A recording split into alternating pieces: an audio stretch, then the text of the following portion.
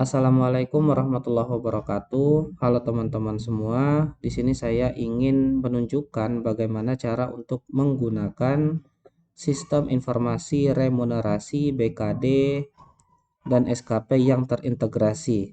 Ya, teman-teman bisa lihat di sini saya mengaksesnya di kinerja.unip.ac.id. Oke. Kemudian kalau sudah muncul halaman seperti ini, silakan teman-teman masukkan username dan password portal akademiknya. Username ini berupa NIP, kemudian password ini berupa password portal akademik.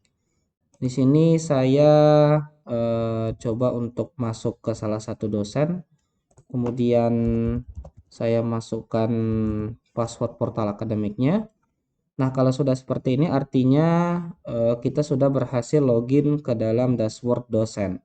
Nah, di sini saya menggunakan salah satu dosen yaitu Pak Muhammad Yusa.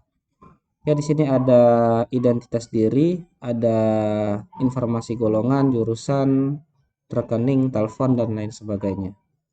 Nah, sistem ini adalah sistem yang digunakan untuk mengambil data BKD dan SKP itu yang terintegrasi dengan remunerasi Universitas Bengkulu atau yang bisa kita akses dengan siremun.unip.ac.id. Sorry. Nah, di sini. Jadi kita mengambil data dari aplikasi semacam aplikasi ketiga. Pertama kita akses dulu teman-teman.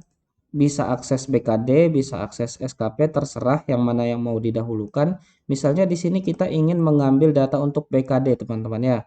Di sini ada beberapa subrubrik. Subrubrik ini ada di dalam rubrik remunerasi Universitas Bengkulu.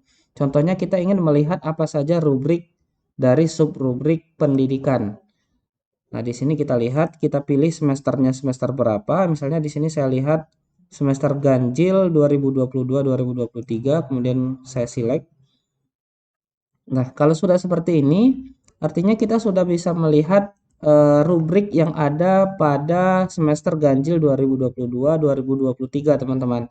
Di sini ada mengajar, ada membimbing, ada menguji, dan lain sebagainya. Di sini saya contohkan mengajar pada program D3 dan S1. Kita cek Siremun. Nah, di sini prosesnya adalah kita mengambil data dari Siremun, teman-teman ya. Kemudian di sini kita pilih saja ingin menambahkan berapa data. Misalnya kita tambahkan 3 data, kemudian kita simpan. Nah, maka akan masuk ada 3 data dari rubrik mengajar pada program D3 atau S1. Nah, di sini ada capaian SKS-nya dan lain sebagainya. Kemudian misalnya kita klik lagi di sini. Nah, jika dia sudah berwarna hijau, artinya data tersebut sudah kita inputkan ke dalam data BKD kita. Misalnya kita tambahkan lagi yang nomor 7 dan 8, kita simpan. Oke, kalau sudah seperti ini, maka ketika kita klik, akan berwarna hijau juga di 7 dan 8. Itu. Nah, itu untuk yang pendidikan. Teman-teman bisa menambahkan rubrik lain selain mengajar pada program D3 dan S1. Misalnya ada membimbing praktikum, tesis, skripsi, dan lain sebagainya. Misalnya saya cek di sini, cek Siremun.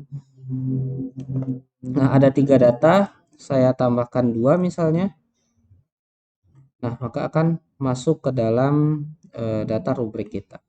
Seperti itu, membimbing skripsi.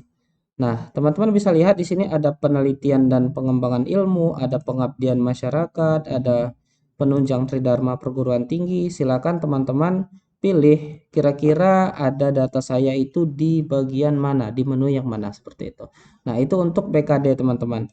Untuk rekapitulasinya, BKD ini bisa kita cetak ketika sudah berjumlah minimal 12 SKS, gitu ya. Nah, di sini kita pilih dekannya siapa, asesor satunya siapa, asesor duanya siapa, kemudian tanggal penilaiannya kapan. Nah, nanti kita bisa cetak hasilnya seperti itu. Nah, kalau misalnya SKP ini sama seperti BKD, ada beberapa menu. Menu ini ada di subrubrik yang ada di remunerasi Unip.